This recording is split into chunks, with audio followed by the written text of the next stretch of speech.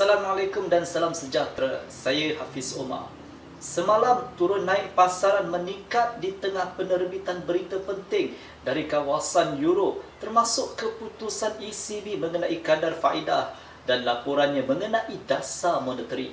Pengawal selia mengekalkan kadar faedah tidak berubah. Laporan dasar moneteri menunjukkan bahawa tinjauan kawasan ekonomi untuk aktiviti ekonomi dan inflasi telah dikaji semula.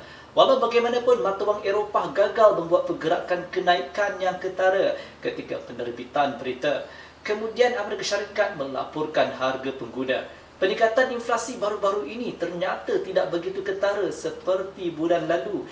Indeks harga pengguna Amerika Syarikat meningkat 0.6% pada bulan Mei, berikutan kenaikan 0.8% pada bulan April.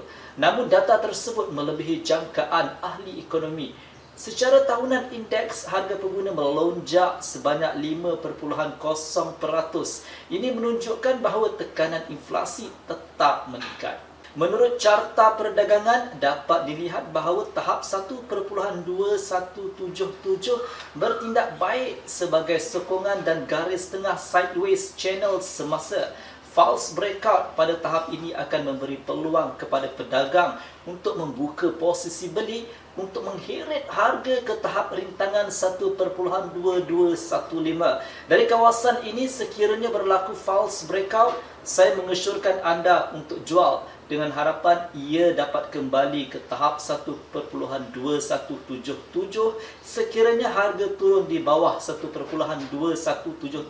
Isyarat jual yang kuat akan mendorong harga ke 1.2144 sepadan bawah sideways channel.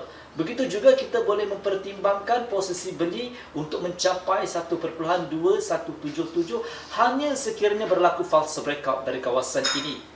Bagi faktor asas, kita harus memberi perhatian khusus kepada data harga pengguna dari Perancis dan Sepanyol dan indeks sentimen pengguna University of Michigan serta jangkaan inflasi Amerika Syarikat. Data ini hampir tidak akan memberi kesan yang teruk pada dolar Amerika Syarikat, tetapi ini pasti akan menyebabkan peningkatan turun naik di pasaran. Selain itu, kalender makroekonomi hari ini penuh dengan siaran penting dari UK. Negara ini bersedia untuk menerbitkan data mengenai produk domestik kasar, pengeluaran industri dan aktiviti industri perkhidmatan. Sekiranya statistik ternyata melebihi jangkaan, pound Britain akan meneruskan kenaikan harga. Selanjutnya, sebilangan anggota Bank of England akan memberikan ucapan.